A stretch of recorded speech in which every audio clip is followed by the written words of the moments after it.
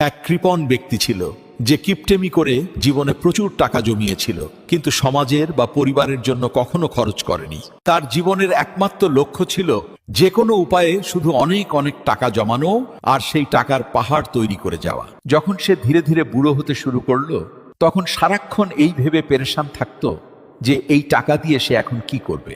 এরই মধ্যে একদিন তার জীবনের শেষ সময়টা ঘনিয়ে এলো এবং যমদূত তাকে নিয়ে যাওয়ার জন্য তার সামনে এসে হাজির হলো। তখন সেই কৃপণ লোকটি যমদূতের কাছে অনুরোধ করে বলল, দয়া করে আমাকে এই পৃথিবীতে আরেকটু সময় দিন বাঁচবার। যমদূত তার কথায় রাজি না হলে লোকটি বলে, আমায় শুধু একটি দিন সময় দিন, এর বদলে অর্ধেক সম্পত্তি আপনাকে দেব। কিন্তু যমদূত তার এই প্রস্তাবেও একটুও রাজি হলো না আর বলল, তোর কাছে আর মাত্র 10 মিনিট সময় বাকি আছে। দুঃখ পেয়ে সে একটা কাগজ নিল আর তাতে লিখল, আমি সারাটা জীবন শুধু টাকা রোজগারেই একদম কাটিয়ে দিয়েছি, কিন্তু জমানো এত টাকার বিনিময়ে আমি নিজের জন্য একদিনের জীবনও কিনতে পারলাম না। এটাই আমার সবচেয়ে বড় আফসোস।